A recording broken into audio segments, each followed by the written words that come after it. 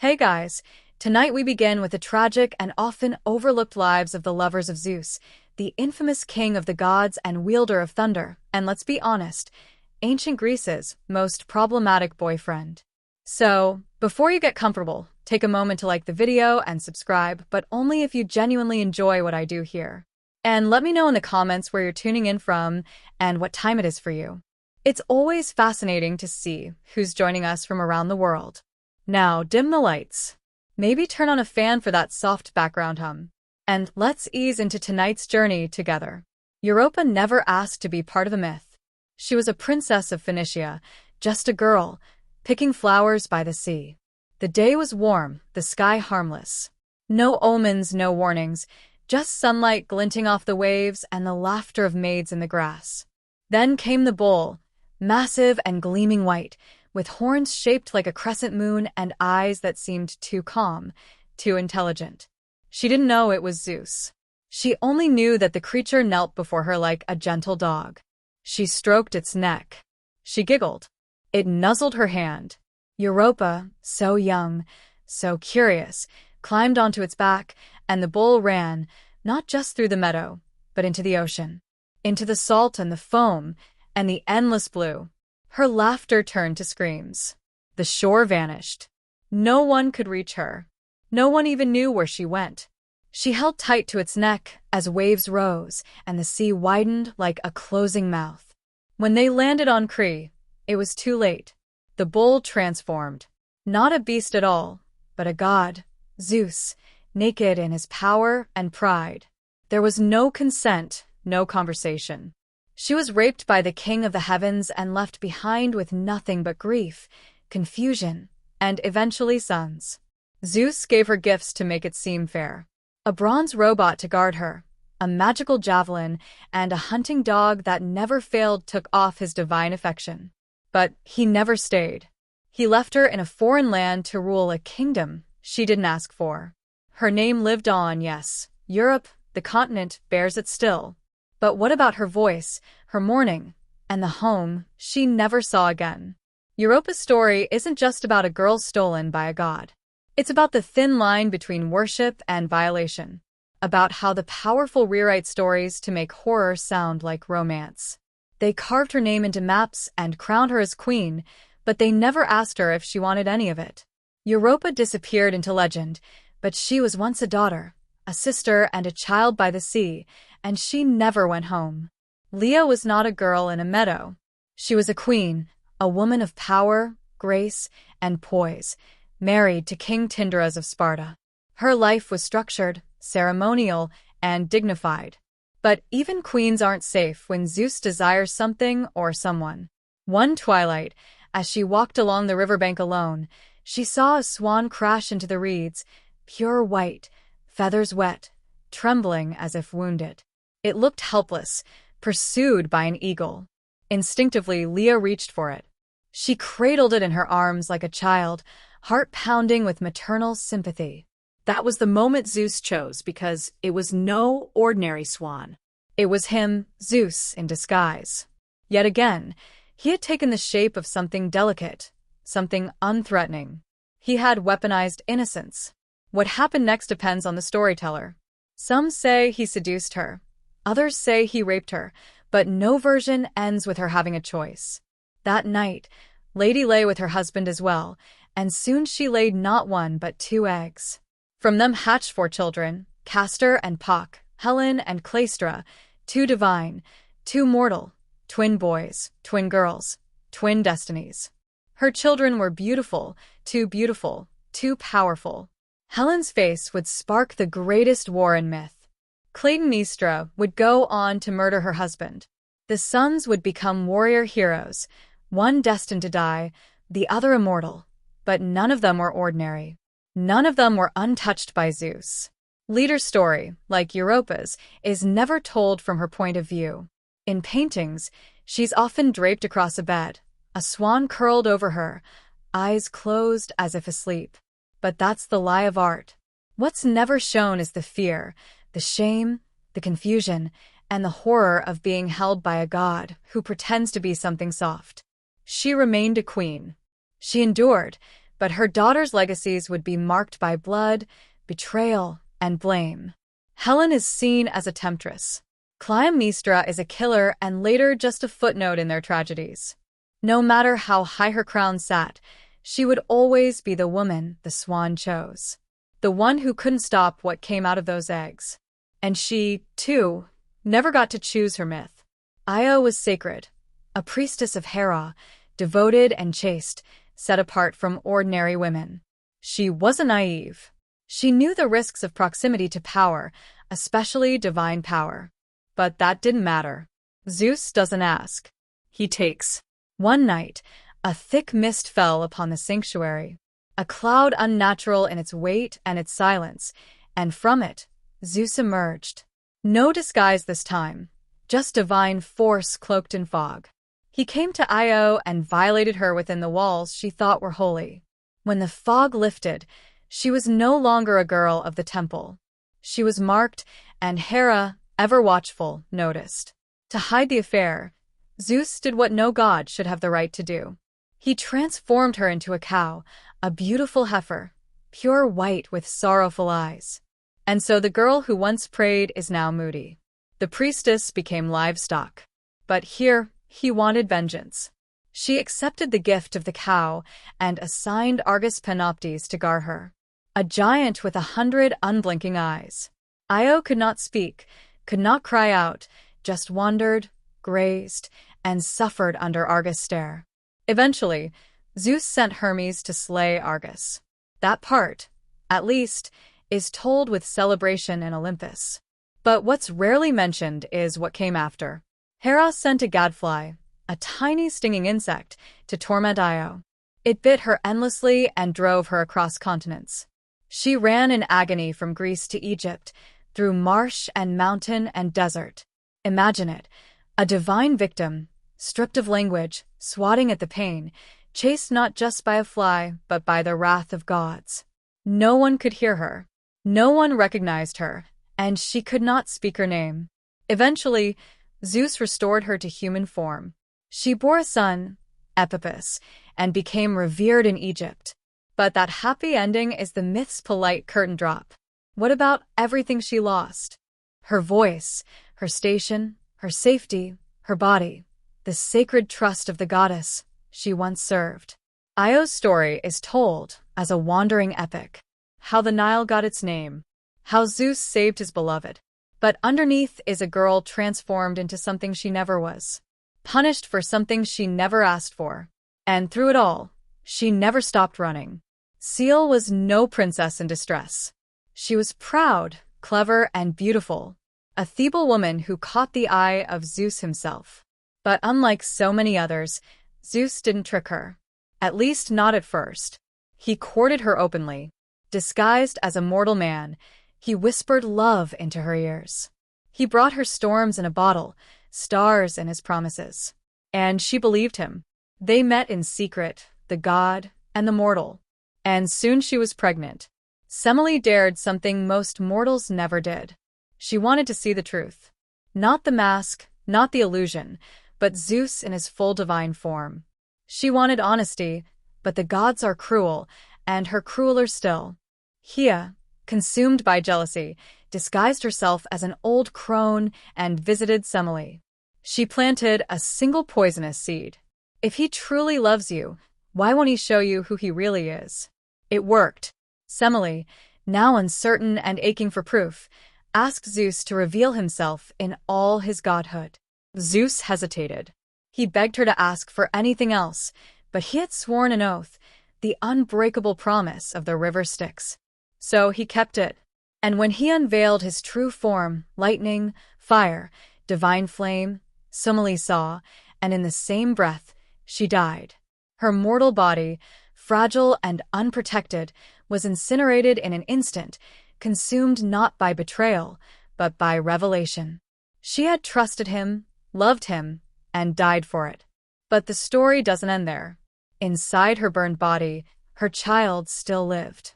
Zeus reached into the fire, rescued the fetus, and sewed it into his own thigh. Months later, from that impossible womb, Dionysus was born, god of wine, madness, ecstasy, and ritual. Semele became myth, then memory, then ash. Her name was attached to a shrine her son raised to Olympus. But her story, a caution, a quiet tragedy. What's told is that she was too bold, that mortals must never ask to see the truth. But what she really did was ask to be loved honestly, to be seen by the one who claimed to adore her. And for that, she was destroyed. Love, when tangled with power, burns. And Semele never had a chance to survive the fire. Callisto was wild, not untamed like a beast, but free like wind, one of Artemis' most loyal companions. A sworn virgin huntress who traded palace life for forest trails, arrows, and sisterhood. She didn't wear gowns or weave tapestries. She chased stags and howled at the moon. But even sacred oaths meant nothing to Zeus. He saw her in the woods, grimy, fierce, laughing, utterly alive, and decided he must have her. But how to approach a woman who served the goddess of chastity? He didn't come as himself. That would be too honest. Instead, he came in the most perverse disguise of all. He took the form of Artemis. Callisto saw her goddess step through the trees, trusted the familiar face, and when she reached out in reverence, it wasn't Artemis who touched her. It was Zeus. Some versions say she fought. Some say she froze, but no version says she consented. Afterward, Callisto kept the secret. She buried the shame. Months passed. Her belly swelled. Her sisters noticed first, then Artemis herself, and the judgment came swift and cruel. Artemis, cold as stone, expelled her. Cast her out like a traitor, not a victim. Callisto was banished from the only life she had ever chosen. Her oath was shattered by a lie she couldn't explain. She gave birth alone to a son, Arcus. No husband, no support, only silence. And then, as if exile weren't enough, Hea added another punishment. She transformed Callisto into a bear. A mother, a woman, now a beast. Years later, her son, now grown a hunter, stumbled upon the bear in the woods. He raised a spear. He did not know. How could he? And just as he would have struck, Zeus intervened. Not to apologize, not to make amends, but to avoid another tragedy. He hurled them both into the heavens, where Callisto became Ursa Major, the Great Bear, and her son Ursa Minor. Some call it an honor to live in the stars. But it wasn't mercy. It was avoidance. Callisto never regained her form. Her story was written in stars, but never heard in her voice. She was a follower of Artemis, a survivor of Zeus, a mother who nearly died at her son's hand. And all she ever wanted was to be left alone in the woods. Before Zeus ever laid eyes on deer, her fate was already sealed by a prophecy. Her father, King Acreus of Argos, was told that Deer's son would one day kill him. Terrified of his future, he did something monstrous in the name of prevention. He locked his own daughter in a bronze chamber. Underground, no windows, no escape, a tomb made for the living. She was young, royal, and utterly alone. The chamber was meant to keep men out, but it couldn't keep gods out. Zeus didn't appear as a bull or a swan this time. He came as a golden shower. Yes, ancient poets really called it that. A stream of liquid gold that slipped through the cracks in the ceiling and fell upon her skin. That's how she conceived Perseus. No warning, no voice, just divine invasion cloaked in beauty. When Acreus discovered she had given birth, he didn't ask how. He didn't wonder what she had endured. He simply saw a threat. And so Day and her infant son were stuffed into a wooden chest and thrown into the sea. Imagine that. A mother clutching her baby, waves crashing over the lid, salt choking her breath, knowing that her own father had condemned them both to die. But fate wasn't finished with her. The chest didn't sink. It drifted. It landed on the island of Serapos, where she was taken in by a fisherman. Safe for a time until the island's king Polyctus decided he wanted her. She refused him, and so he plotted to get rid of Perseus, her son, her only defender. The king sent him on a suicide mission to slay Medusa. Tao again waited in uncertainty. Again, She was a pawn in a man's story. Yes, Perseus triumphed. Yes, he returned and saved her. But why is her resilience always treated as a footnote? Deer was caged, violated, exiled, threatened, and yet she endured. She raised a son while navigating the cruelties of prophecy, divine lust, and political danger. And somehow she survived it all. She is remembered as the mother of a hero, but she was a prisoner long before her son became a legend. And no god ever came back to ask her how she felt about any of it. Almon was faithful. She had waited years for her husband, Amphitryon, to return from war, refusing all suitors, holding fast to duty and honor. When he finally came home, she welcomed him into her bed. Or so she thought, because that night the man who came through her door wasn't Amphitryon. It was Zeus, wearing his face, his voice, and his scent. He stretched the night to 3 times its length and took what wasn't his. When the real Amphitryon returned the next day, Alcmene was confused and alarmed. She questioned him and realized what had happened. But it was too late. She was already pregnant. She gave birth to twins. One child, Iphicles, was her mortal husband. The other, Heracles, belonged to Zeus. Hera, of course, noticed, and though Almane was the victim, Hera made her the target. She sent 2 serpents into the nursery to kill the infants. Iphicles screamed, but Heracles, just a baby, strangled the snakes with his bare hands. That was only the beginning. As Heracles grew, so did Hera's hatred. She drove him to madness and made him slaughter his own wife and children. And Alcmene, the mother who bore him, had to witness it all. Her son, the strongest man alive, was broken, cursed, and tormented because of a crime she never committed.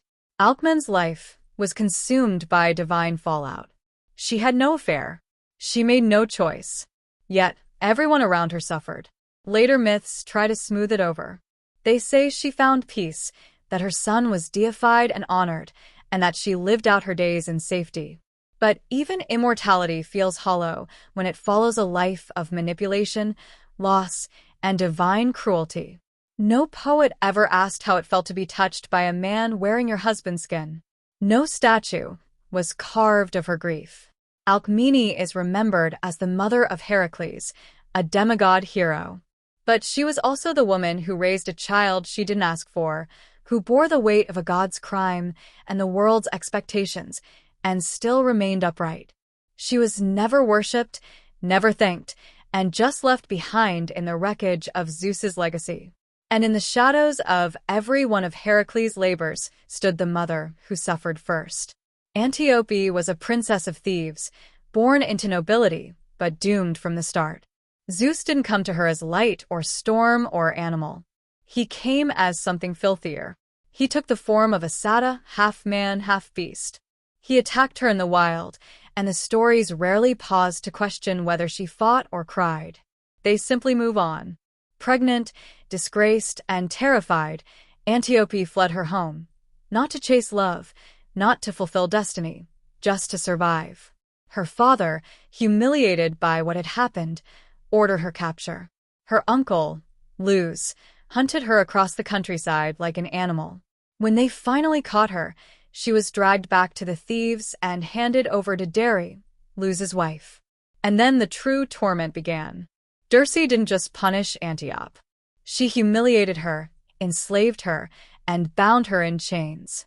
Day after day, year after year, Antiope was beaten, mocked, and made to kneel, all while carrying the twin sons born from Zeus, Amphen, and Zeus. But Zeus didn't intervene. He never does after the act is done. Instead, the twins were abandoned at birth and raised by shepherds in the wilderness. Antiope was left behind, alone, imprisoned, and broken. Her sons grew into strong, intelligent men, unaware of who they truly were.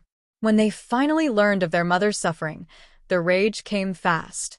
Amphen and Zeus stormed Thebes, overthrew Zeus, and exacted brutal revenge. Circe was tied to a bull and tore apart. It's told as justice, a blood-for-blood ending. But what about Antiope? She was free. But what does freedom mean after years of torture? after your body has been made a battleground for divine violence and human cruelty. No myth lingers on her healing. No bard sings of her recovery. Her story ends the moment of her son's triumph, as if her value was only in birthing them, not surviving what came before. Antiope was chased, imprisoned, and hurt for choices she never made. She didn't ask to be loved by a god. She didn't ask to be hated by a queen. She just ran through forests, through pain, and through shame, and never stopped running until her son stopped it for her. And even then, no one asked her how far she'd come. Aa's story begins like so many others, with desire from above and no warning. She was a nymph, daughter of the river goddess Opis, born near the waters that should have protected her. But nothing ever protected a woman once Zeus noticed her. He abducted her. Some myths say he carried her off in the form of an eagle. Others say he simply snatched her from the riverbank and flew across the sky, taking her to a desolate island where no one could hear her scream. There, in isolation and silence, he had his way with her. The island became hers in name, Ina, as if naming it after her made the assault noble, as if being claimed by Zeus gave her power. It didn't. It just made her a symbol of another place shaped by divine conquest. She gave birth to Achilles, a future king. But Ha, ever watchful, discovered what had happened. And, as always, she didn't punish Zeus. She punished the woman he used. This time, Hera's wrath wasn't directed at Ina's body, but at the land itself. She unleashed a plague. People dropped in the streets. The fields turned barren. The entire island, now bearing Ina's name, became a graveyard. And Ina, surrounded by death, could only watch. She had no divine power to stop it. No magic to reverse it. Just a mother with a child trapped on a cursed rock. Zeus, perhaps moved by her sorrow, or more likely wanting to salvage his legacy, transformed ants into people. Yes, ants. From the soil and dead trees, he fashioned the Myrtens, a race of tireless warriors, and repopulate the island. But what about Ina? She lived among these insect-born men, surrounded by reminders of the lives here destroyed. Her name carved into maps, her son honored by heroes, but her trauma once again erased. She was reduced to geography, her pain written off as myth. People remember the Myrmidons for their loyalty and strength. They remember Achilles as a wise king. But they forget the woman who never asked for any of it, who lost her home, her people, and her safety, all because a god couldn't keep his hands to himself. Aa didn't want an island. She just wanted to be left alone. Aar's story is barely a whisper in the grand theater of mythology. No wars, no stars, no temples, just silence and earth. She was a mortal princess, distant, dignified, and unnoticed until Zeus found her. As usual, he desired her. As usual, Hera noticed. But this time, Zeus didn't seduce or disguise. He hid. He feared Hera's wrath so much that he buried Hera deep beneath the earth. Literally, not in metaphor, not in poetry. He placed her in a secret cavern beneath the ground so Hea wouldn't see what he was doing. There in complete darkness, isolated from air and sky, Hera carried his child. What must that have been like? No sun, no voice, no help, just stone walls and the slow, suffocating growth of something monstrous inside her. Because the child she carried wasn't a delicate half-god. It was a giant Tydeus, so massive, so unnatural that he grew and grew until he could no longer fit within her body. And then he tore his way out. That's how Hera died. Not in glory, not in peace, not even in divine rage, but in labor, in agony alone. Her womb became a tomb, and her body was destroyed by the very thing Zeus put inside her. The myths barely pause to mention her name. Tito becomes the focus. A giant was punished in the underworld for trying to violate another goddess. But Hera, she doesn't get a constellation. She doesn't get a shrine. She gets a footnote. The irony is brutal. Zeus hid her underground to protect her. But that protection killed her, and he never came back to lift the stone. The ancient poets called her the hidden one of the earth, as if that made her mysterious, mystical, and part of some grand cosmic puzzle. But she wasn't a puzzle. She was a woman. A woman was buried alive because a god wanted her and couldn't be bothered to defend her. And when she died, the earth swallowed her story with her. Hera's name survives barely in old texts and dusty scrolls. But her voice, her fear, and her death were never written down. Because in the end, even the earth couldn't hold the weight of a god's secret. Metis wasn't a mortal. She was a Titaness, a goddess of wisdom, thought, and deep cunning. Unlike many of Zeus's lovers, she wasn't caught off guard in a meadow or a bedchamber. She was his equal, his advisor, and his first wife. She didn't fall for his power. She guided it. She helped him win the Titanomachy, the war against the old gods. She was clever, careful, and essential. And when he wanted her, she became his partner. But power never tolerates competition for long. Mates became pregnant. And that's when the prophecy arrived. Your child will surpass you. A daughter first, then a son who will overthrow you. Zeus heard the words and, true to form, panicked, but he didn't rage or run. He played it calmly. Then one day, as Metis stood beside him, perhaps even comforting him, he tricked her into transforming into a small creature, a drop of water, or a wisp of air, and he swallowed her. Just like that, his wife, his counselor, and the mother of his unborn child were gone. But Metis didn't die. She remained alive inside him, thinking, watching, pregnant. She crafted armor for her unborn daughter in the depths of his body, and the hammering echoed in his skull. The pain grew unbearable. One day, unable to endure it, Zeus begged Astas to split his head open with an axe. And from the wound sprang Athena, fully grown, armored, and brilliant, a goddess born not of pain but through it, born from a womb made of fear. The world praised Zeus for birthing wisdom itself, for carrying the goddess of war and strategy in his mind. They called it a miracle. But no one asked where Metis went. She didn't emerge. She wasn't thanked. She was forgotten. The woman who helped shape the cosmos was erased by the very god she built up. Her daughter was honored and revered, but she remained imprisoned forever in his gut. A ghost beneath Olympus. Metis represents the final cruelty. Even when a woman is divine, intelligent, and powerful, even when she consents, creates, and contributes, she is still disposable. She was the mind behind the throne, and she was swallowed to protect it. Long before he could speak, before he could even cry, Oedipus was cursed. His life began with a whisper from the gods, spoken not in love, but in warning. The Oracle of Delphi, with smoke in her lungs and madness in her eyes, told King Lees of Thebes a prophecy so unnatural, so vile, it struck terror straight through his bones. Your son will kill you, and marry your wife. Lees went pale. Jocasta, his queen, fell silent. Their unborn child was no longer a blessing.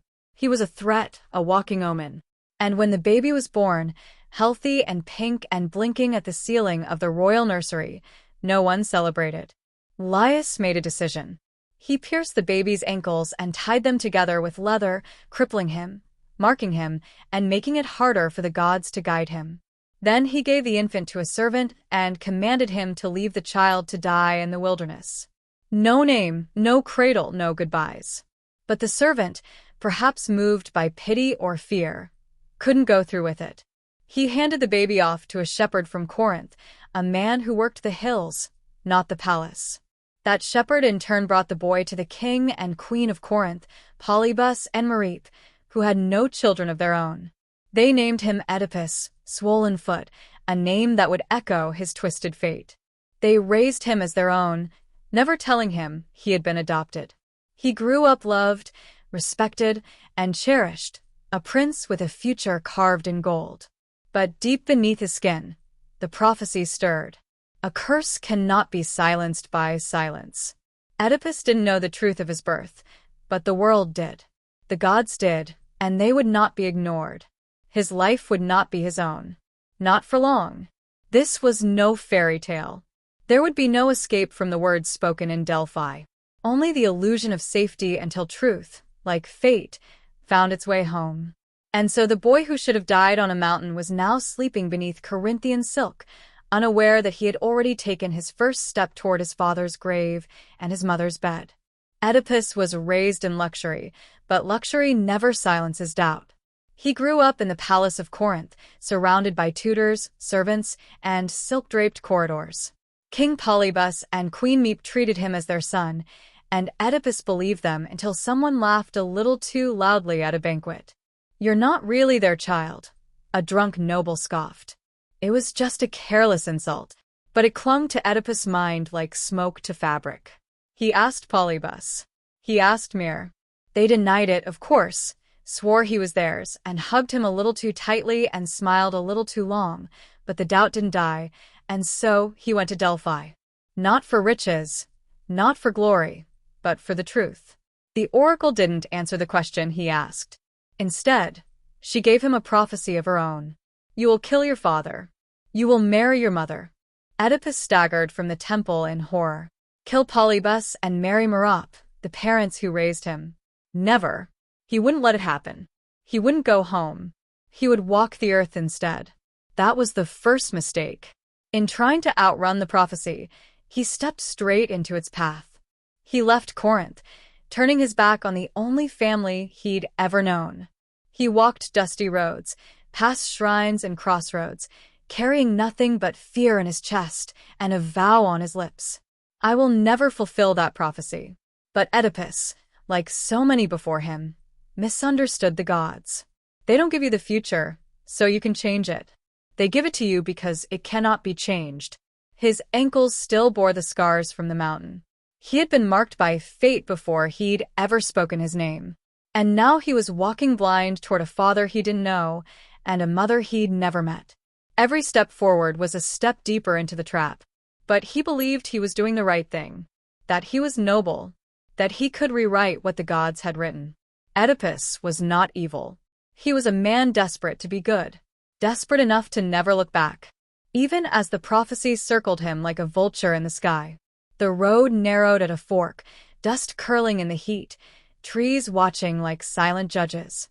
It was there that Oedipus met a stranger in a chariot, an older man, proud, flanked by servants, a lord or a king. The road wasn't wide enough for two, a simple argument. Whose right of way? Whose authority? But the stranger sneered. One of his men struck Oedipus, and something inside the prince snapped. Not rage exactly, but something darker, something tangled with fear and fate. He fought back hard and brutally. By the end, the man lay dead. The servants, too, except one who fled into the hills. Oedipus wiped the blood from his hands, breathless. He didn't know the man's name, didn't care. Just another traveler, arrogant and cruel, removed from the road like an obstacle. He had no idea he'd just killed Lees, king of thieves, his father, the very man who had ordered his death as a baby. The prophecy had begun to unfold, not with fanfare, not with some mystical sign, but in a roadside scuffle. A stranger made angry, a choice made in haste, a few inches of steel. The moment passed like any other. Oedipus kept walking. He never paused to wonder what he'd done. There was no grand realization, no thunder from the gods, just a prince with no name, a corpse with no legacy, and a prophecy slowly cracking open beneath their feet. This is how fate works. It doesn't shout. It whispers. The crossroad was no accident. In Greek stories, crossroads are sacred. They are where choices meet the divine. And Oedipus had made his choice. Violence instead of patience, pride instead of peace. But can we blame him? He didn't know. That's the tragedy. He thought he was avoiding the curse. Instead, he was fulfilling it with every step, every blow, every breath. The gods didn't force his hand.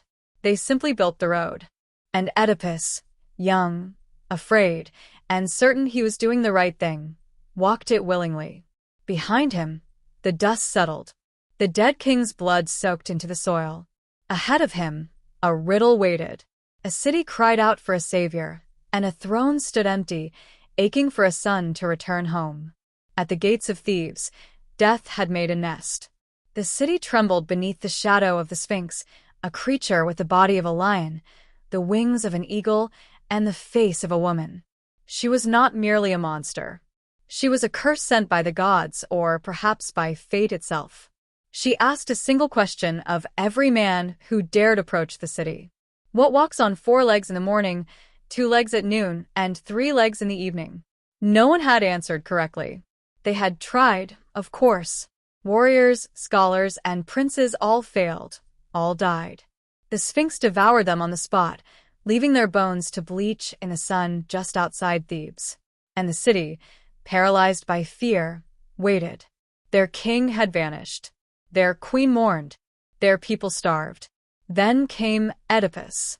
Dust-covered, he rode weary, unaware that the blood of his own father still stained his sandals. He stood before the Sphinx and listened to her riddle. She stared into his soul, waiting to crush another life in her claws. But Oedipus didn't flinch. He didn't fight. He thought. He looked past the terror and saw the truth hiding inside the question. Man, he answered. In childhood, he crawled on 4 legs. As an adult, he walks on 2. In old age, he leans on a cane, a 3rd leg. Silence. The Sphinx screamed, not in anger, but in defeat. She leapt from her perch and hurled herself into the rocks below. The curse was broken. The thieves were saved. The people poured from the gates, cheering, crowning Oedipus, not just as a hero, but as their king. The throne, left vacant after Laius's mysterious death, now belonged to the stranger who answered death's riddle. As a reward, they offered him the queen, Jocasta, beautiful, widowed, older, but still regal. She placed the crown on his head. She took his hand in hers. Neither of them knew. The prophecy, patient and silent, had just been fulfilled halfway. A murder and a marriage, both veiled in triumph. The city rejoiced. Oedipus smiled. Jocasta kissed her savior. And above them, the gods said nothing. Because fate doesn't strike all at once. It unfolds like a riddle answered too soon. Years passed. Oedipus ruled Thebes with a steady hand and a sincere heart. He was not a tyrant. He listened to his people. He protected them. He fathered children, 4 of them, with Queen Jocasta, never knowing she was the woman who had once nursed him as a baby. Together, they rebuilt the city. The past seemed forgotten, but fate doesn't forget. One morning, Thebes began to rot. A plague swept through the streets like a punishment. The crops withered. Livestock dropped dead. Women miscarried. The gods had turned their backs. And the people turned to their king.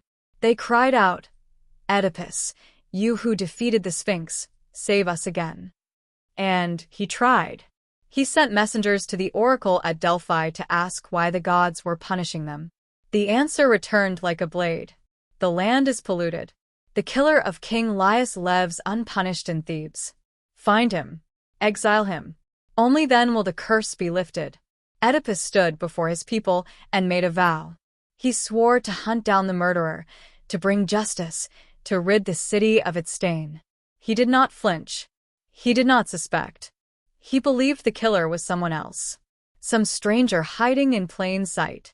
A traitor, a coward, someone else. Oedipus became obsessed. Every whisper became a clue. Every silence became suspicious. He interrogated witnesses, called upon prophets, and ordered investigations, and with every step he moved closer to the truth. But the truth was patient. It watched as he tangled himself in his own certainty. He thought he was healing his people, that he was cleansing the land, that he was standing tall as a just king, but in trying to root out the infection, he was digging into his own soul. The gods did not scream. They didn't strike lightning. They simply waited for Oedipus to uncover what they already knew. He was both the disease and the doctor. The king he vowed to avenge was the father he had killed. The queen he kissed goodnight was the mother who had birthed him. But he didn't see it yet. Not then, not as the city choked on ash and prayers while their king marched toward his own unraveling. When answers slipped through mortal hands, kings turned to those who hear the gods. Oedipus summoned Tiresias, the blind prophet of Thebes, the man whose visions reached beyond time, whose blindness saw more than any set of eyes. If anyone could solve the mystery of Laius's murder, it was him. But Tiresias did not want to speak. He stood silent in the royal hall, lips pressed shut like a tombstone. The air trembled with tension. "Speak," Oedipus commanded. "For the sake of the city, tell me who killed Laius." Tiresias shifted uncomfortably. "You don't want the truth." "I do. You can't bear it." That's when Oedipus made his second great mistake. He pushed too hard. He accused Tiresias of betrayal, of lies, of conspiracy. Perhaps the prophet himself had helped the killer escape. His anger burned so bright it blinded him more than any curse. So Tiresias finally spoke. "You are the killer you seek." The words landed like thunder. The court froze. Oedipus laughed, bitter and stunned. Me? I didn't even know Laius. "I was nowhere near Thebes when he died." But Tiresias didn't blink. "You were closer than you think. You are your father's killer and your mother's husband." Silence. Jocasta paled. Oedipus roared in denial. He called the prophet mad, a fraud, and a puppet of political enemies. But the seed had been planted. And seeds, even of prophecy, always grow. Tiresias left without another word. He didn't need to explain. His part in the story was done. He had struck the first crack in the wall of Oedipus' certainty. The king stood among nobles and whispered, swearing he was innocent, swearing he was loyal, and swearing this was madness. But doubt, once born, doesn't die easily. And somewhere in the back of Oedipus' mind, the voice of the oracle stirred again. "You will kill your father. You will marry your mother." He had tried so hard to escape that future. Now the past was clawing its way back through the walls. The plague still ravaged the streets. The gods still turned away. And the man who once solved riddles now found himself living inside one. Piece by horrifying piece. Jocasta watched her husband unravel. At first, she dismissed the prophecy. With a gentle smile and careful hands, she tried to soothe Oedipus' growing fear. "Prophecies mean nothing," she told him. "We once received one, too, long ago, that our son would kill his father, but we handled it." She looked away when she said that, her voice caught just briefly. "We abandoned him, leaving him on a mountainside as a baby. That child is long dead." Oedipus went still. A child left to die. Ankles pierced. He felt something ancient stir in his bones. Pain in his feet he'd long since learned to ignore. He asked questions. Too many. Pressed her for details. What mountain? What servant? When? Jocasta begged him to stop. Why dig up the past? She whispered. You've saved Thebes. You are a good king, a good man. Let this rest. But Oedipus couldn't rest. The prophecy pressed against his ribs like a blade. Tiresias had planted doubt. Jocasta's story watered it. And now it bloomed into obsession. He sent for the old servant, the one who had taken the baby from the palace that day, the one who might still know the truth. Jocasta begged again. Let the past lie. I love you. We have children. What does it matter who you were? But for Oedipus, identity wasn't a comfort. It was a curse waiting to be understood. He believed that if he could uncover the truth, he could outmaneuver it, rewrite it, and solve it like he had the Sphinx's riddle. He didn't understand that this was no riddle with a clean answer. This was prophecy. And prophecy always demands a price. Jocasta saw where this was heading. Her face, once regal, was now drawn with dread. She had lived with the edges of the truth for years. Perhaps even guessed it, but she had chosen to bury it. Chosen silence over collapse. Now, Oedipus was pulling the bones from the ground. And for the first time, the queen who had welcomed him into her bed was looking at him like a stranger. You are doomed, she whispered, tears spilling. And if you go any further, so am I. But Oedipus couldn't stop. Because once you start chasing truth in a Greek tragedy, you don't get to stop until it devours you. The old man stood before Oedipus, trembling, not from age, but from memory. He had served King Laius long ago, had held the infant prince in his arms and had pierced the baby's feet himself, wincing as the soft flesh split as the blood ran down the child's legs. He had tied the ankles and left the boy for dead on the slopes of Mount Theron, but he hadn't killed him. Another shepherd had taken the baby. That shepherd, Oedipus, now knew, had brought the child to Corinth, to King Polybus and Queen Merope. Oedipus felt the floor tilt beneath him. "Say it," he whispered. The old man wept.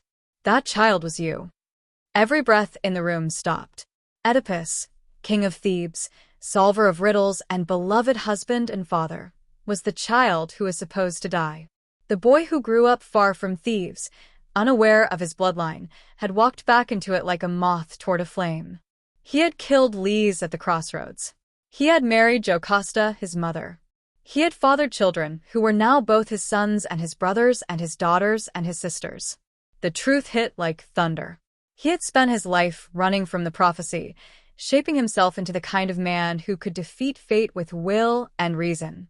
And yet every step had led him deeper into the exact future he feared. Oedipus did not scream. He did not deny. He simply stood there silent, as if time had frozen around him. His whole identity, prince, outcast, savior, king, crumbled in a single breath. He was the plague. The city had not been cursed by the gods. It had been cursed by him.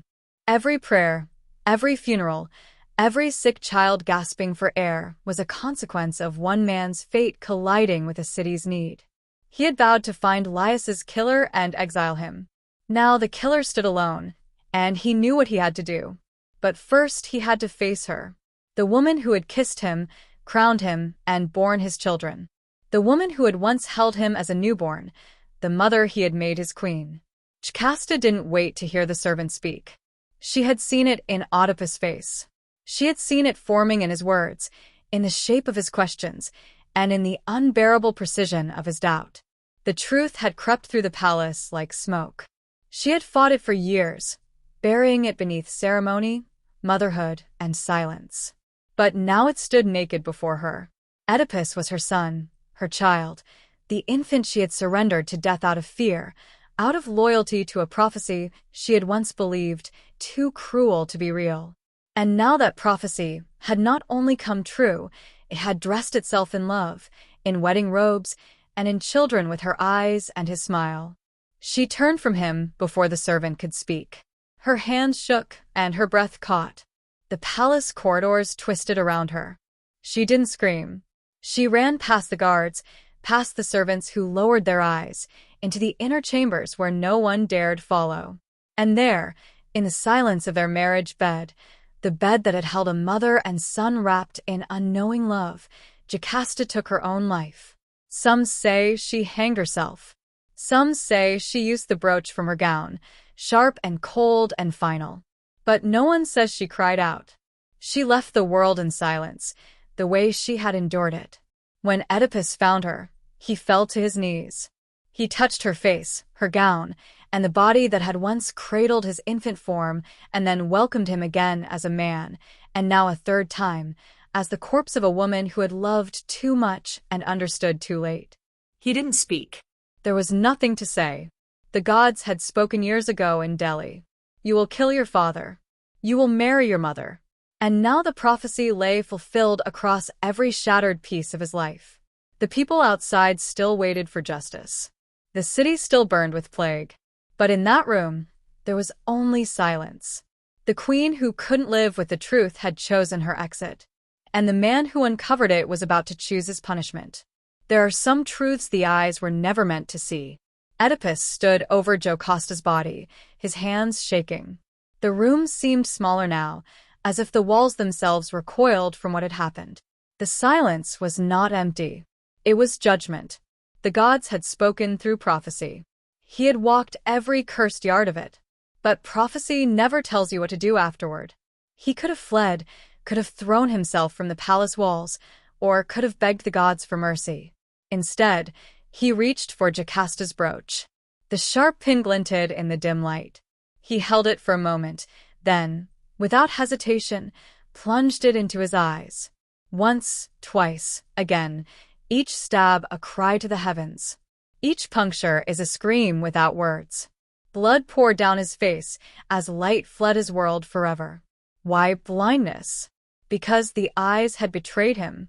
Because they saw love where there was incest, justice where there was murder, and salvation where there was ruin. The eyes had seen everything and understood nothing.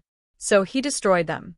The man who once solved riddles with clarity of mind and sharpness of vision would now wander in darkness, stripped of every illusion. He emerged from the palace, a horror to behold. His robes soaked in blood, his face scarred with dripping red tears, his hands outstretched like a beggar. The people gasped, covered their mouths, and turned away, but he did not hide. "This is justice," he said. The man who had promised to exile Laius's killer now understood the cost. "I am that man," he told them. "Drive me out. Cast me from the city. Let thieves breathe again."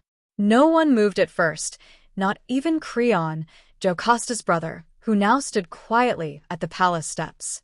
Oedipus, their savior turned scourge, was no longer king, no longer family, just a man with a broken past and no future. He asked for exile. He begged for it. He pleaded not to see his children again, the children who were also his siblings. The gods were silent, but thieves listened.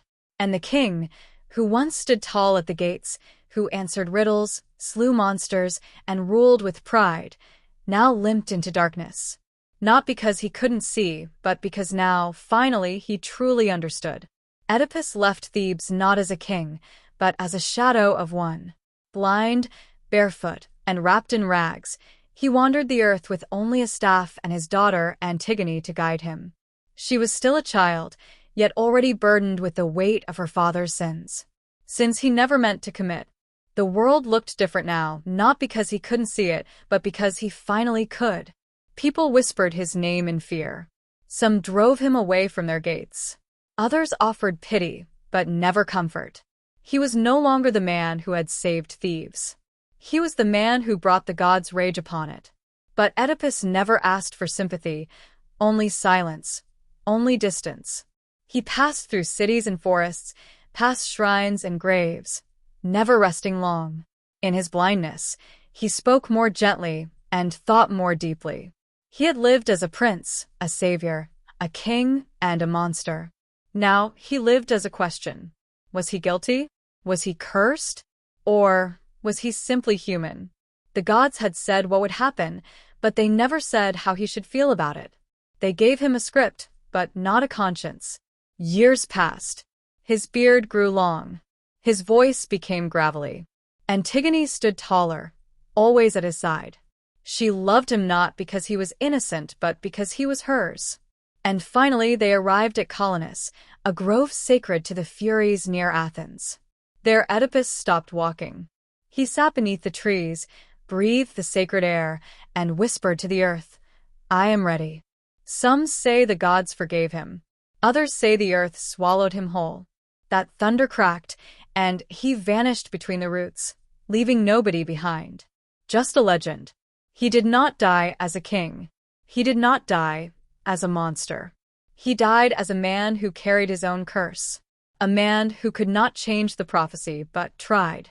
A man who walked into darkness, and in doing so found a kind of light. Oedipus' story isn't just a tragedy. It's a warning that knowing the truth does not always bring peace, that fate once named cannot be outrun, and that sometimes the most heroic thing a man can do is face himself. Before Athena ever drew her first breath, she was already a danger to Olympus. Zeus sat upon his throne, storm-eyed and victorious, ruler of gods and men. He had overthrown Chronos, his own father, ending the age of the Titans. But deep in his bones, Zeus feared one truth. The throne he stole could be stolen from him. And then came the prophecy. It was not shouted by oracles or carved in lightning. It was whispered in dread by Gaia, mother of the earth, and Uranus, father of the sky. If you lie with Metis, the child she bears will overthrow you. Zeus froze. Metis wasn't just any goddess. She was wisdom incarnate, clever, sharp, and cunning beyond measure. She had helped him in his rise to power. She was not a victim. She was a partner. And now she carried his child. The first child, they said, would be a daughter, wise and strong. But the second would be a son, and that son would be greater than Zeus, stronger, smarter, and fated to topple the sky. Zeus had felt the sting of prophecy before.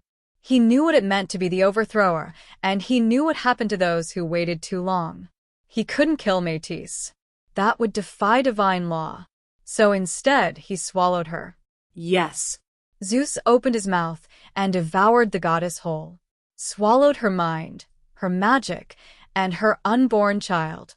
Just like his father, Crones had once swallowed him. But Zeus didn't digest her. Métis didn't vanish. She lived inside him, thinking, whispering, and creating. The wisdom he consumed didn't dissolve. It waited. And so Zeus walked Olympus with calm eyes and a storm beneath his skin. He thought he had ended the prophecy, controlled fate, outwitted destiny. But gods should know better. Inside the god of thunder, a goddess was growing. Not in darkness, but in brilliance. Not in fear, but in armor.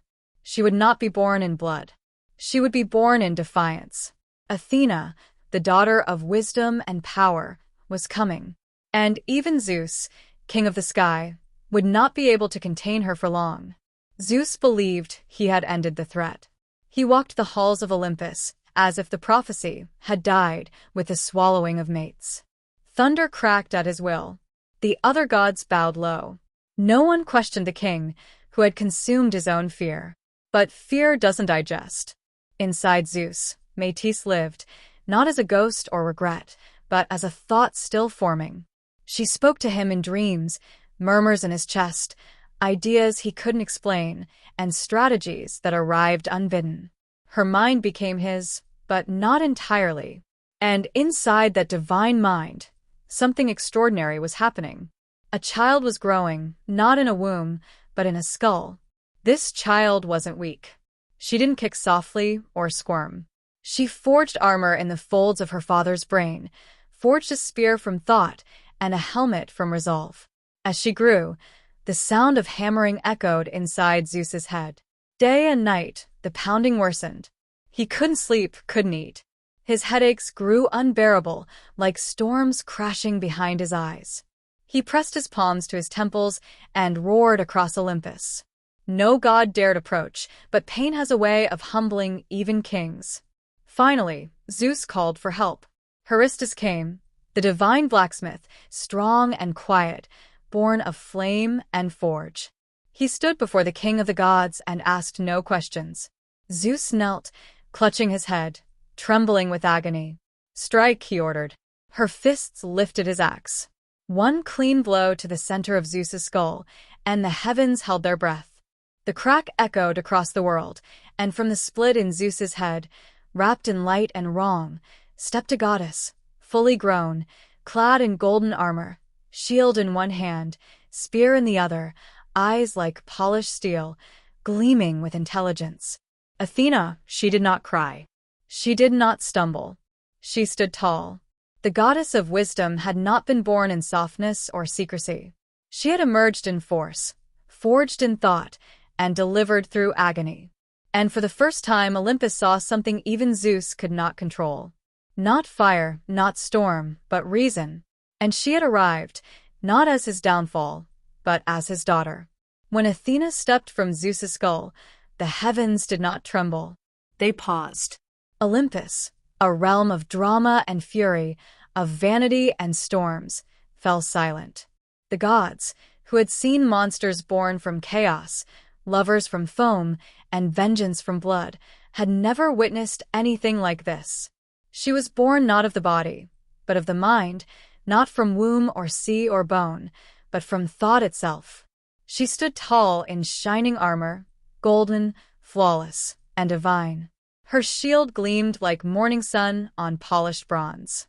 Her eyes didn't flicker like flame. They watched, measured, and weighed. She was not war's fire. She was war's discipline, and she said nothing. She didn't need to. The gods murmured. Aphrodite blinked. Hera frowned. Ares scoffed. But none dared question her place. She had not claimed Olympus by force like Zeus. She had not tricked her way in like Hermes. She had been born into it like an answer. Zeus, nursing the wound in his head, looked at his daughter and did not fear her. He should have, not because she would betray him, but because she would surpass him in ways that mattered more. He ruled with lightning. She would rule with clarity. He broke what he couldn't bend.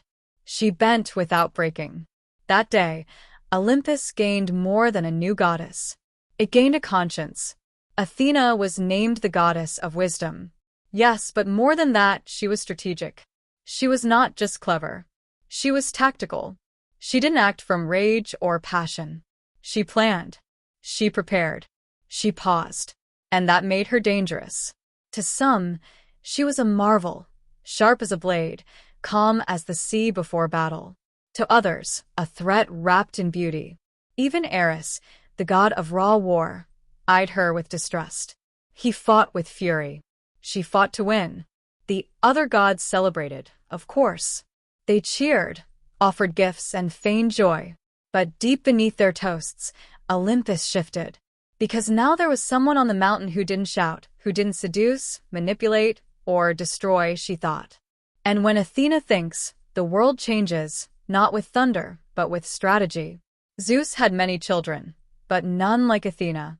He fathered gods of wine and war and of music and mischief, each with their gifts, each with their flaws.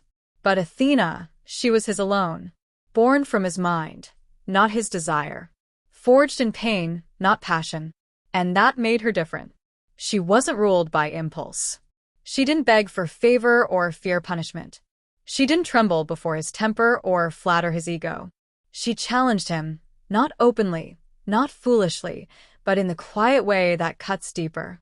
She questioned, she advised, and sometimes she disagreed. Most of Zeus's children mirrored him, flames that fed his storm. But Athena was something else entirely. She was reflection, restraint, the side of power that asks not can I, but should I? And that made Zeus uneasy. He adored her, yes, favored her above most. He gave her honors, the Aegis shield, a place at his right hand, and even the power to wield his thunderbolt in his absence. But even in that trust there was fear. Not of rebellion. Athena never sought to dethrone him, but of irrelevance. She didn't need to rage to make an impact. She didn't need drama. When disputes rose on Olympus, Athena rarely shouted. She watched, waited, and then spoke, and silence followed. Her voice carried weight because it carried thought. She began to guide the gods, even when Zeus didn't ask for her counsel. When war brewed between mortals, she wasn't just present. She was planning. She turned battles with whispers, not screams. It was then that Zeus realized the truth. He hadn't swallowed the threat. He had raised it. The prophecy had said a child of Metis would overthrow him. But Athena didn't need a throne to change Olympus. She didn't want power in the way the others did. She simply was power, subtle, measured, and precise. And that frightened Zeus more than any uprising, because while he ruled the sky, she began to rule the mind, not through force, but through influence. And in Olympus, influence is everything. Athena chose solitude, not because she feared love, but because she didn't need it. Unlike Aphrodite, who stirred desire in gods and mortals alike, Athena kept herself untouched. She had no lovers, no consorts, no entanglements. Her power came not from seduction or motherhood, but from something rarer: independence. She was a virgin goddess by choice, and in Olympus, that was a statement. It meant she owed no one her body. No god could claim her. No mortal could tame her. She was not defined by her relationships, only by her purpose. And that purpose was protection. Athena was war, yes, but not the kind that left cities burning for the joy of it. That was Ares, her half-brother. He relished blood. She calculated victory. Where Eris charged in blind rage, Athena planned the ambush. Where he screamed and bled, she waited in silence, then struck where it mattered most. The Greeks would worship her not just as a goddess of wisdom, but as their guardian, a protector of cities, a builder of walls, and a defender of law. Her armor wasn't for glory. It was for duty. She walked the battlefield like a surgeon walks an operating room, calm, exact, and efficient. She never wasted energy. She never raised her spear without a reason. Mortals feared her. But they also prayed to her because if you were righteous, if your cause was just, if your city stood for order, Athena would fight for you. And unlike other gods, she didn't demand temples soaked in sacrifice. She asked for cleverness, courage, and a plan. In myth, she remained untempted by vanity. When a sculptor dared to carve her form too beautifully, she destroyed his work, not out of rage, but to remind the world, I am not here to be admired. I am here to act. Even the gods tread lightly around her, not because she was cruel, but because she was certain. She did not scream to be heard. She spoke with truth, and truth shook the heavens. A goddess of the mind, a warrior of restraint, a protector who never had to prove her power, because everyone could feel it. Athena, the virgin warrior, stood alone on Olympus. Not because no one wanted her, but because she belonged only to herself. Not all gods are loved equally, and not all cities are built on war. When the people of a fledgling city in Greece prepared to name their divine patron, two gods stepped forward to claim it. Poseidon, lord of the sea, rose first, trident in hand, eyes flashing like the deep. He struck the ground, and from the cracked earth surged a saltwater spring, powerful, impressive, a gift of the sea. Then came Athena. No drama, no storm. She knelt and touched the soil. From her palm grew an olive tree, its branches strong, its fruit plentiful, its roots deep, a symbol of peace, of wisdom, of endurance. The gods watched in silence. Poseidon's gift was a display of power. Athena was a promise of life, and the people chose her. They named their city Athens, not after the sea, but after the goddess of wisdom. They did not want a ruler of tides and tempests. They wanted a guide, a protector, a mind to shape their laws, not just shield their walls. Athena became the soul of the city. She didn't just watch over its battles. She guided its culture, its schools, its debates, and its architecture. She was present in their every choice. And in return, they honored her not with bloodshed, but with brilliance. The Parthenon rose in her name, a temple of marble and symmetry, built with such grace that even the gods admired it. Inside stood her statue, not soft or smiling, but poised and ready, spear in hand, shield at her side, wisdom behind her eyes. She wasn't their queen. She was their example. The Athenians didn't worship her for her wrath. They worshipped her for her restraint. They saw in her the kind of power that listens before it strikes. The kind that defends but never dominates. The kind that builds, teaches, and lasts. And so, while many gods ruled from above, Athena walked among minds. She became the heartbeat of a civilization that would outlive empires. A city born not from conquest, but from a tree. A goddess chosen not for fear, but for hope. And that choice would echo through history. Because Athena didn't just win a city, she inspired one. In the quiet town of Lydia lived a girl whose hands danced with thread. Her name was Arachne. She wasn't noble. She wasn't divine. She was a mortal girl with a loom and a gift so breathtaking it drew whispers from far and wide. Her tapestries shimmered with color, with life. Gods and mortals alike stood still before her work, and that eventually became the problem. Pride crept in, quiet and tempting, as it always does. Arachne began to say it aloud, "My work is better than Athena's." Some warned her, others begged her to stop, but Arachne smiled and kept weaving. Up on Olympus, Athena heard the word stung. Not because they questioned her power, but because they insulted her purpose. Athena wasn't just the goddess of wisdom and war. She was the goddess of crafts, of skill, of the silent art that shaped civilizations. And Arachne, this girl with no temple or title, dared to call herself her equal. So Athena came down. She disguised herself as an old woman and warned Arachne directly. Humble yourself, give thanks, and say that your gift was from the gods. But Arachne didn't bow. She met the goddess's eyes and said, "If she thinks she's better, let her prove it." Athena dropped her disguise and accepted the challenge. Two looms, two hands, one contest. They walked side by side, the air thick with silence. Athena's tapestry showed the glory of Olympus. Zeus ruling, Poseidon roaring, and she standing proud in victory. Each thread is perfect, each image divine. Arachne showed the truth. Zeus deceives women. Apollo chasing nymphs. The gods were cruel, jealous, and petty, and it was flawless. Not a single error. Even Athena in her divine heart knew the girl had woven perfection.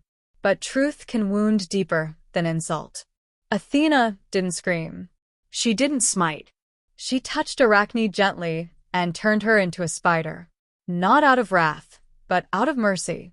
A creature that would weave forever. No pride, no applause, just silk and silence and the memory of what had been. And so the first spider spun her web under moonlight. And the goddess of wisdom turned away, not with hatred, but with respect and sorrow. Because she had not crushed a rival. She had honored a mirror. Athena never wore her armor for decoration. Every piece had a story. Every symbol had teeth, but none more so than her shield, the Aegis. A shield so fearsome, so divine. It didn't just protect, it terrified. Etched upon its center was a face twisted in rage and agony. The head of a creature once feared by all, Medusa. But how did a Gorgon's face come to rest in the hands of a goddess? Long before it became a weapon, it was a tragedy. Medusa had once been beautiful, a mortal priestess in Athena's temple with hair like woven night and a face that turned heads. But beauty is dangerous in the world of the gods. And Poseidon, lord of the sea, took her by force in Athena's temple. It was a violation of sanctuary, a desecration, and Athena, furious, not at Poseidon, but at the shame left behind, transformed Medusa. She turned her into a Gorgon, hair into serpents, eyes into weapons, a face that turned all who looked upon it into stone. And then, years later, a hero came. Perseus, young and brash, was sent to slay Medusa. But he could not do it alone. Athena gave him her shield, polished to a mirror's shine, so he would not have to look at Medusa directly. She guided his strike, watched as the blade severed the head, and when it was done, she took the Gorgon's face for herself. Why was it revenge? Was it cruelty? Or was it something else? She placed Medusa's severed head upon her shield. Not as a trophy, but as a warning, a symbol of terror, yes, but also of pain, of consequence, of what happens when violence walks unchecked, even in sacred places. The Aegis became more than protection. It was the reminder that wisdom is not always soft, that justice sometimes wears a monstrous face, and that even gods carry guilt they do not speak of. When Athena raised her shield in battle, her enemies saw not just a goddess, but the haunting face of rage turned inward, of sorrow twisted into strength, and they ran. Not from Athena, but from what she had chosen to carry. Because even wisdom has ghosts, and she wore hers in plain sight. Athena was a goddess of strategy, justice, and restraint. But even she could not stop fate. In the city of Troy, war smoldered like kindling before the spark. The gods had taken sides, tempers flared, and soon the greatest war of the ancient world consumed east and west alike. Athena stood with the Greeks, not because she loved bloodshed, but because of a single broken oath. Paris of Troy had judged Aphrodite more beautiful than her. Still, even in war, Athena sought to guide rather than destroy. And in that chaos, there was one mortal she favored above all others, Achilles. He was unmatched on the battlefield, quick-footed, fire-forged, a storm in human form. But Athena didn't love him for his fury. She admired his mind. Beneath the rage, there was reason, a warrior who could think. She whispered strategy into his ear, held his shield when he faltered, and even restrained his hand when wrath nearly overtook him. In every clash, her influence sharpened his instinct. But Athena knew what Achilles did not. He was doomed. He had been offered a choice. Live a long life in obscurity, or a short one remembered forever. He chose the latter. Glory in exchange for peace. Memory in exchange for time. And Athena could not change that. She stood by as the war dragged on. Each day is bloodier than the last. She watched as Patroclus, Achilles' closest companion, wore his armor and fell beneath Trojan spears. She felt the scream Achilles let loose when he learned of his death. The kind of scream that tears not just the air, but the soul. Achilles returned to battle like a man already dead.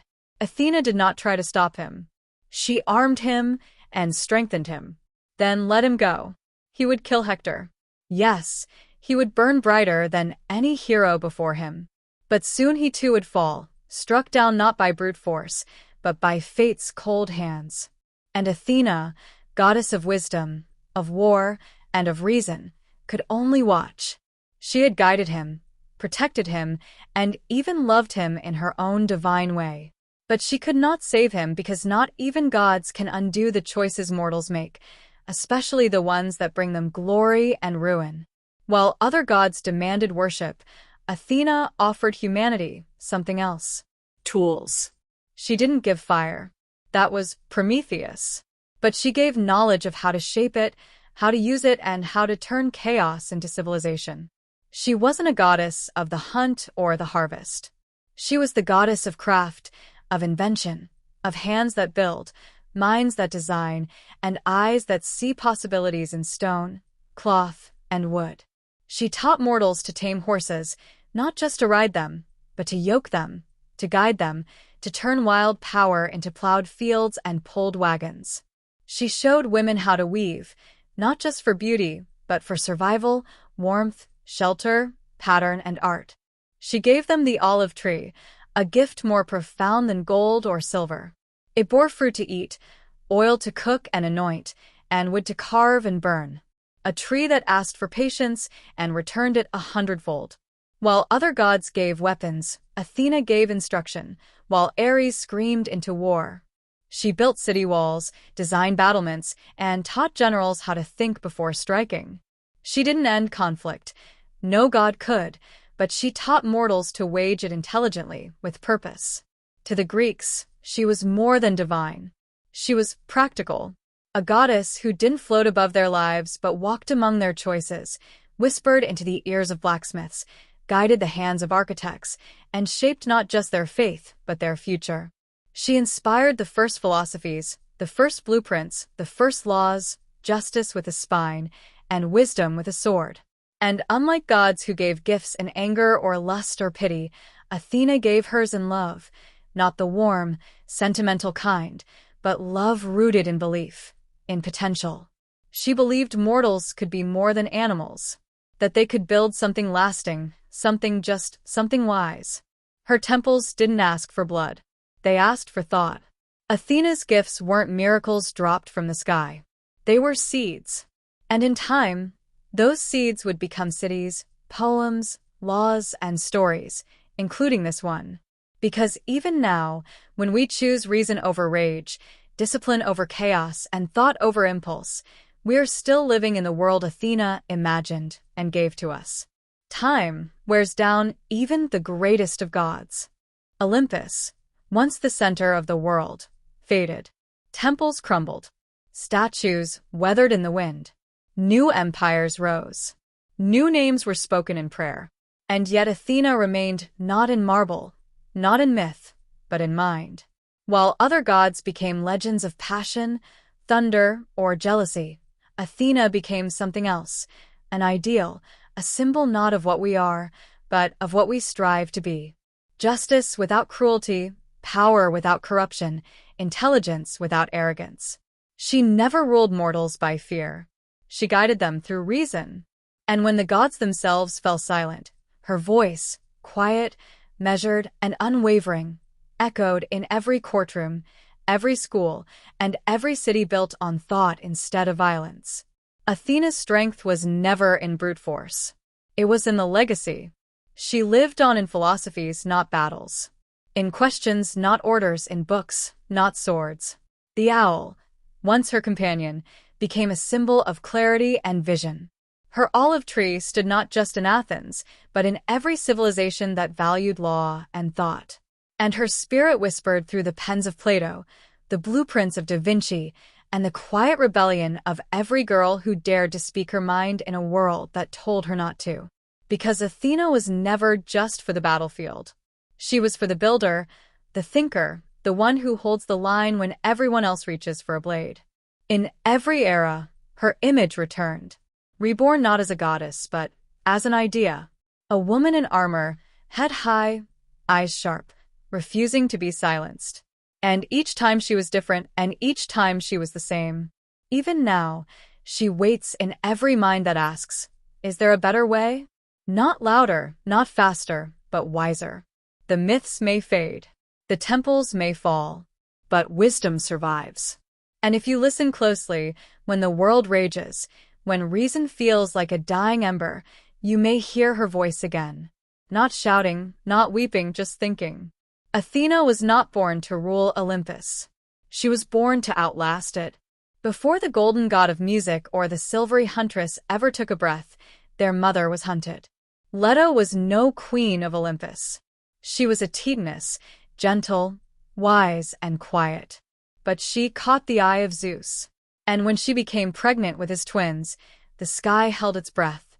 Two divine children, not yet born, already stirred the world. Hera, Zeus's wife, saw red. Not just because of the betrayal.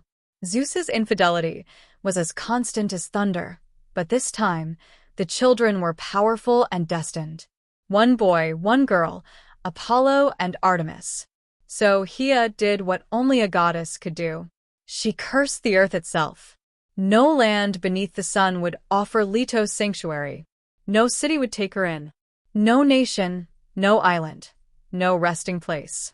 Wherever she went, the ground turned hard. The wind spat dust. Doors slammed shut. Even the animals turned away. Leto wandered barefoot and swollen with life through mountains and deserts, through whispers and fear. Every breath was tight. Every step was agony.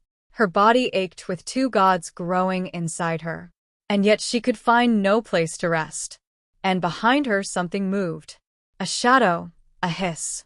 Python, the monstrous serpent born of Gaia herself. A guardian of the old oracles.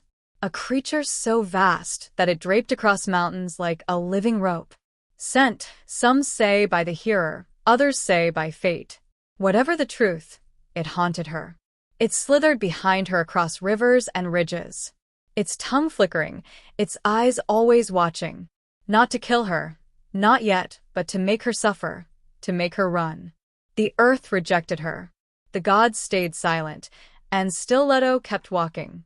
She held her belly, whispering to the children within, promising them life, promising they would rise no matter how the world tried to crush them.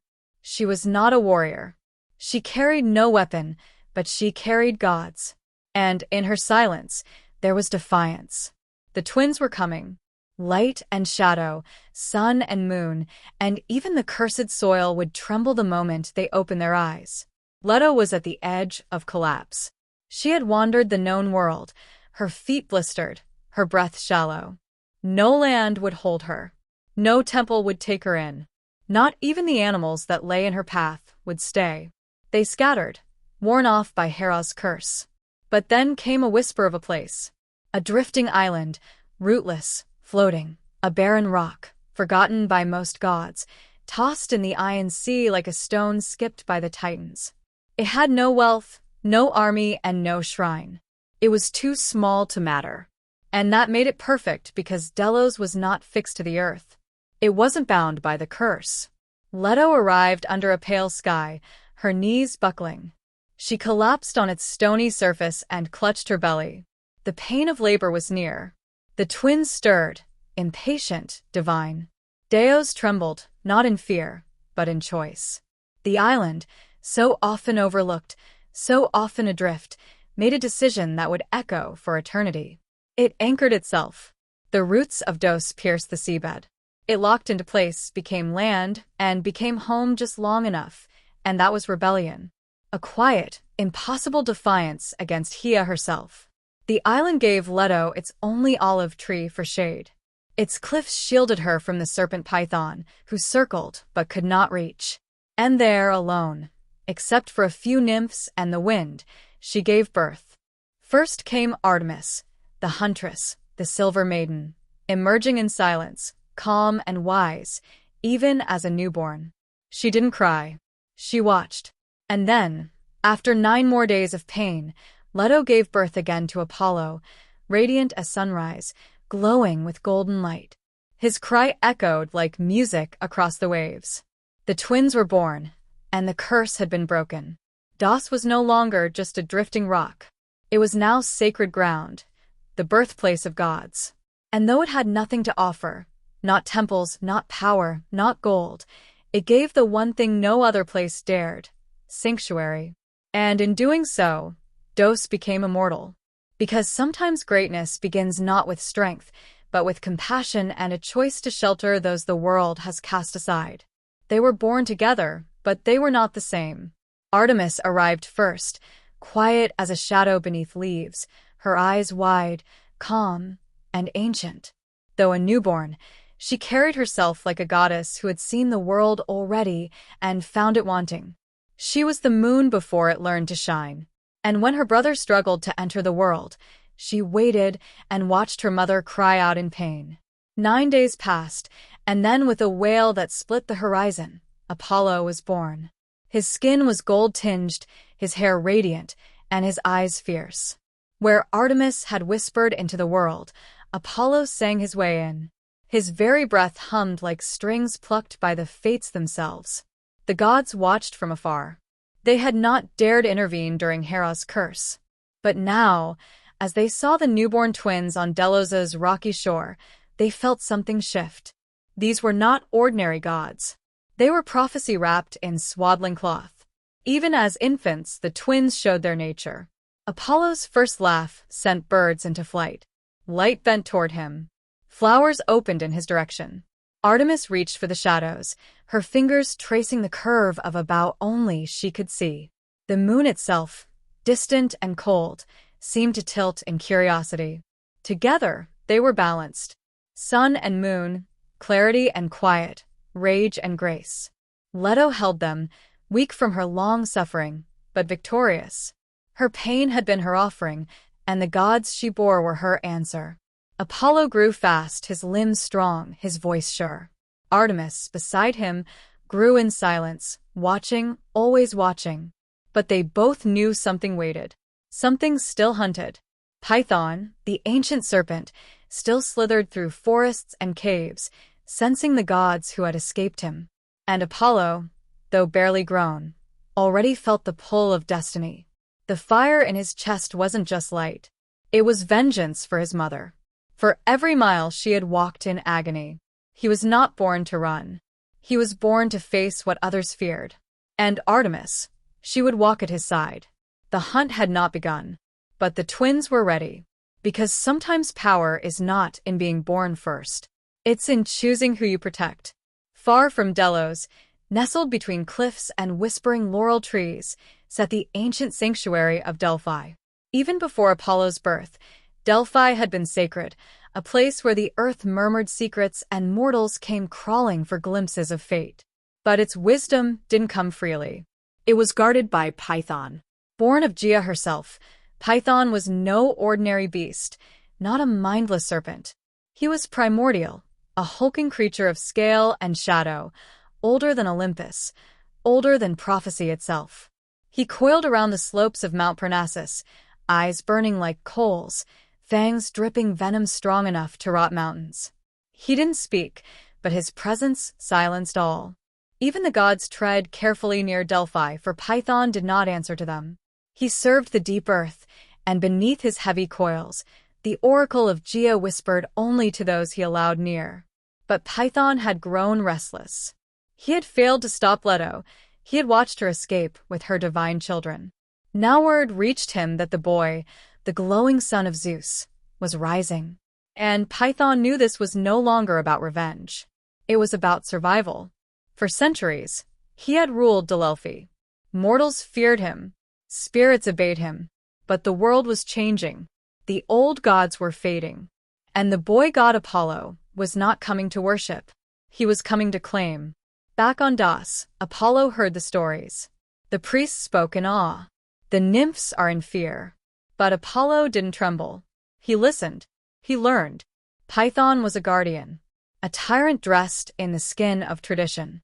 And Apollo, still young but no longer a child, felt it in his bones. Delphi was meant for him, not just because he was powerful, but because he would bring clarity where Python had brought fear. The oracle would be freed. The serpent would fall. But this wouldn't be a battle of equals. It would be the first time a new god challenged an ancient force face to face. And in that clash, the world would feel the turning of an age. The sun was rising, and it would shine on blood. Apollo was still young, but the fire in him burned ancient. He stood beneath the olive trees of Dos, staring toward the horizon, not with childish wonder, but with the eyes of a god preparing for war. His golden hair caught the wind. His fingers twitched not in fear, but in focus. He would not wait for Python to strike again. He would go to the Delhi, but not with thunder, not with armies, with a bow. The gift came not from Zeus, nor was it forged in Olympus's fires. It came from Hephaestus, the smith god, who saw potential where others saw youth. He crafted it of polished gold and silver, inlaid with truth, a weapon not of chaos, but of precision. Apollo accepted it in silence. His hand curved around the grip like it had always been his. And when he drew the string, the air itself tightened. He practiced in the groves, far from Delos's eyes. Not to impress, but to prepare. Each shot was a vow. Each arrow is a question to the universe. Are you watching? Artemis watched always. She, too, carried a bow now. Slender, silver moonlight. She didn't speak much, but when she did, it was sharp. You only get one chance, she told him, not unkindly. Python isn't a beast. He's memory. He's fear. Apollo nodded. Then I'll be precise. He wasn't chasing glory. He wasn't driven by pride. He was thinking of his mother, of the serpent that had hunted her, of the years Python had darkened the oracle's mouth. He did not want to kill a creature. He wanted to cleanse the place it poisoned. He was a god of light, and light reveals. The moment arrived. The sun crested the sea in a halo of fire. Apollo stood at the shore, bow in hand, quiver across his back. Not armored, not crowned, just steady. Dos held its breath. Artemis reached out once, brushing his shoulder, not to stop him, but to let him know she would remain. He set out alone to Delphi, to the mountain, to the coils of fate wrapped in shadow and venom. And though he walked as one, he carried the wrath of a sun, the promise of a god, and the silence of a hunter. The bow would sing soon, and the world would change its tune. Apollo arrived at Delphi not as a guest, but as a reckoning. The cliffs rose high above him, scorched by the sun and scarred by time. Laurel trees whispered warnings. The wind trembled, and in the distance coiled around the sacred stones. Python waited. The serpent knew he was coming.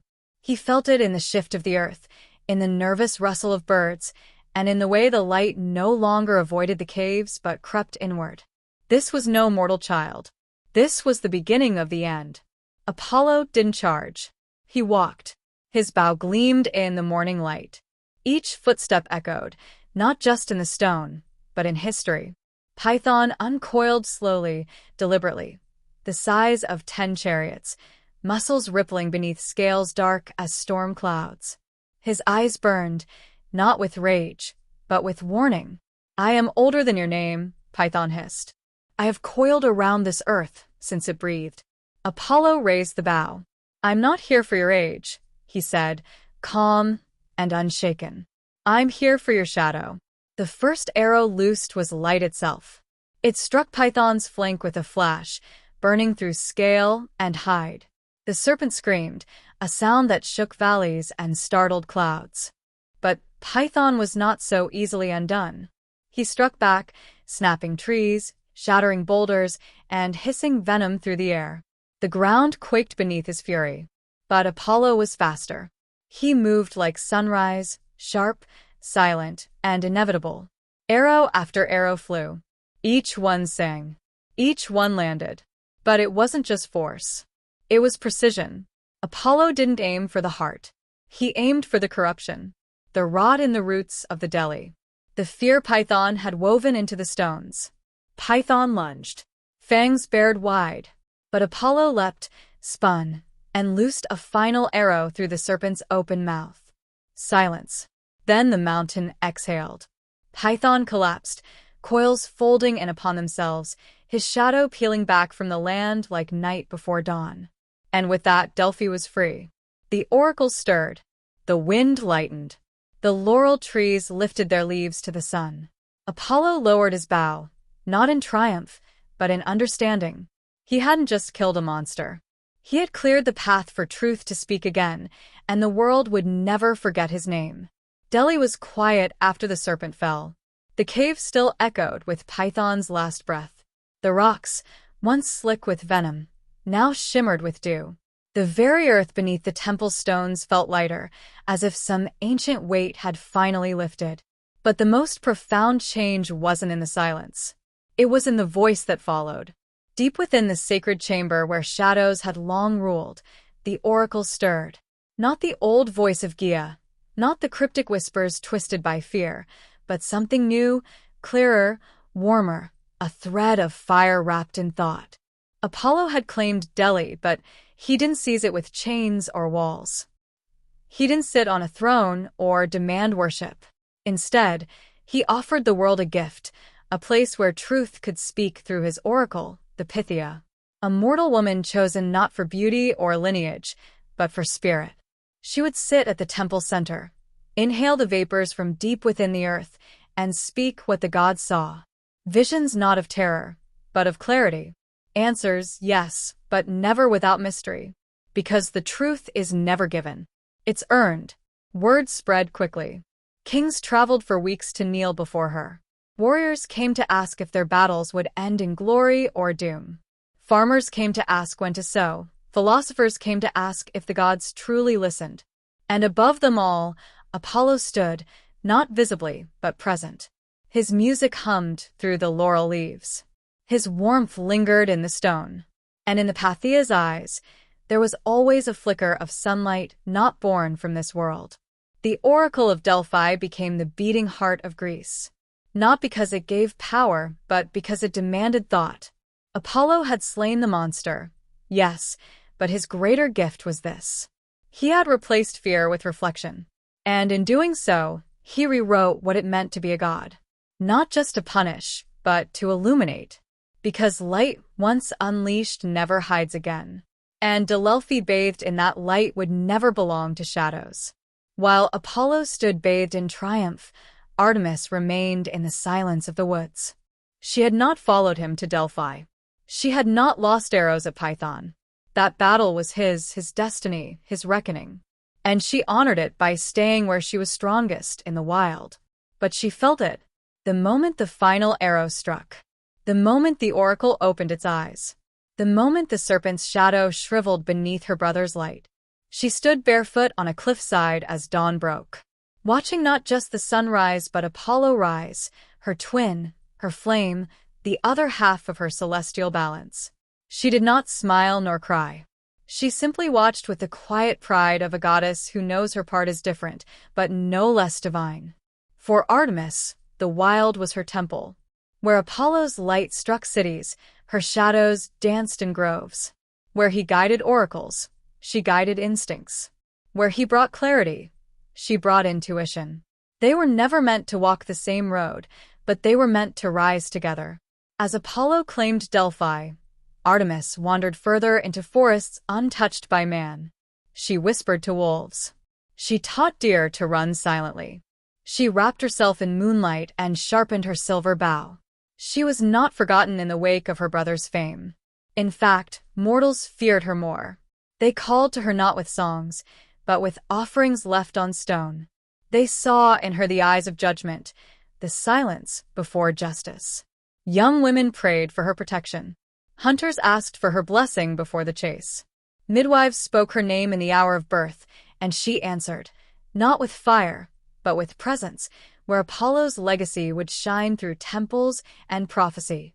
Artemis would be felt in wind and instinct, in paths not taken, in the way danger hesitated when she watched. She did not need Delhi. She had the wilderness. And as her brother stood upon sacred stone, embraced by priests and kings, Artemis raised her eyes to the moonless sky and whispered a truth only she could know. "You've lit the world, brother. I'll guard its silence." And thus the balance was born. Sun and moon, voice and stillness, twin gods rising always side by side. Apollo, god of music, poetry, and light, so often remembered for beauty and brilliance, was not without shadows.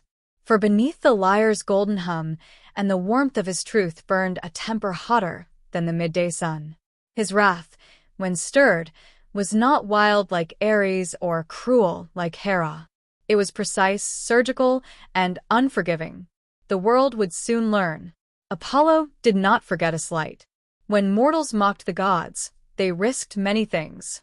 But mocking Apollo's art was unwise beyond measure. Marcus learned that too late. A satyr with a flute of bone, Marcus stumbled upon the instrument once discarded by Athena. He played it well, too well.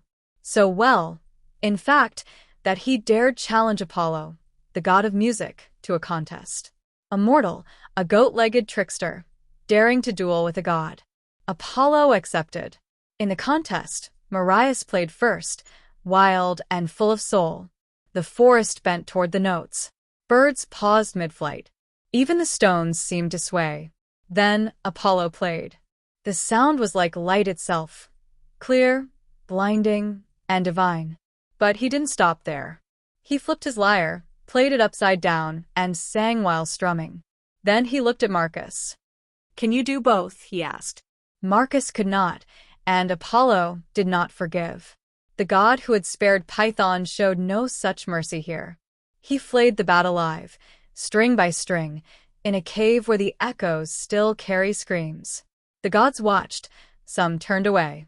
Even Artemis, the huntress, frowned. But Apollo's face never changed.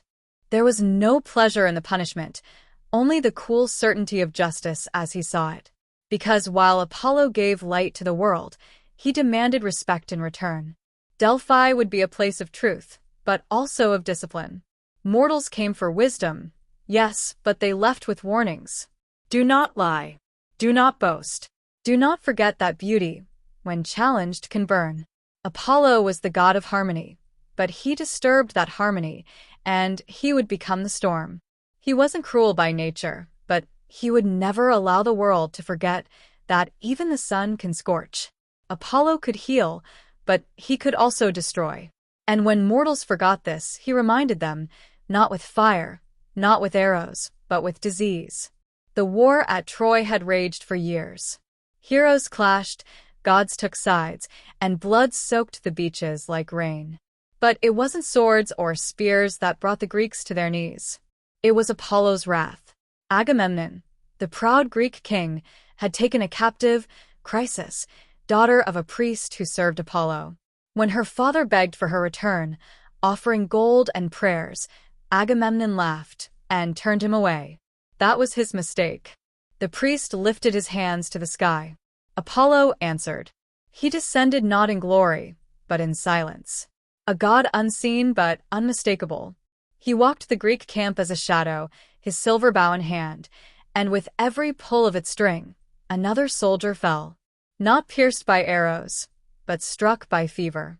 Death came quietly, without fanfare. The dogs howled. The air thickened with the scent of rot. Day after day, warriors collapsed, too weak to lift their shields. Horses moaned. Fires burned unattended. The army begged their seers for answers. And they all pointed to the same god, Apollo, the healer, the bright one, the protector of oracles, and the bringer of plagues. Agamemnon had insulted him, and now his men were paying the price. Only when the girl was returned, unharmed and unbought, did Apollo lift his hand. The sickness passed, but the memory did not. Because this was the truth of Apollo. He wasn't just light and harmony. He was balanced. If mortals crossed the line, If justice was mocked, or if sacred oaths were broken, he responded not in rage, but in correction. And unlike other gods, Apollo didn't scream. He acted quietly, certain, and devastating.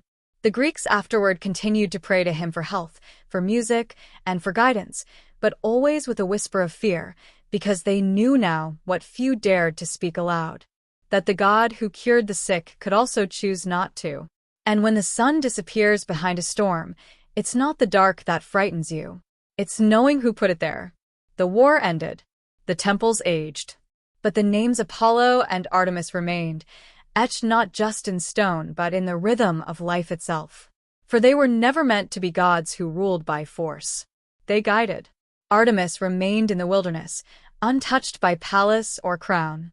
Maidens whispered her name in moonlight. Hunters left tokens at the forest's edge. Mothers prayed to her in labor, begging for mercy or strength. She answered with silence, with instinct, with presence. She did not need temples. Her sanctuary was the wild and Apollo. He became the golden thread in civilization's tapestry. His music shaped the lyre's first song. His voice spoke through the oracle at Delphi for 1,000 years. Poets, sculptors, doctors, and lawmakers. Each looked to him not for fire or miracles, but for clarity. He was not the god who forced your hand. He was the god who lit the path and left the choice to you. Together, the twins embodied balance. Where Apollo brought law, Artemis brought instinct. Where he revealed the truth, she protected the mystery. Where he warmed, she cooled. Where he stood in gold, she moved in silver. They never ruled Olympus, but they shaped it. More than that, they shaped mortals.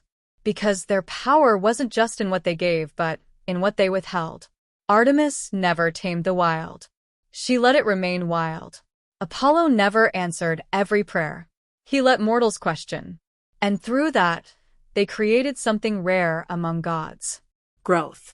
They weren't just protectors. They were mirrors reflecting back the best and worst in those who worshipped them. And to this day, when a child feels the thrill of moonlight on skin, when a musician finds melody and silence, when a seeker kneels at a crossroads, asking not for rescue, but for insight, the twins are still there, one watching from the trees, the other humming just behind the sun. Because gods may fade from temples, but they do not fade from the heart. Especially not the ones born in exile, who chose to become something more than worshipped. They became part of us forever. Thanks for being with us.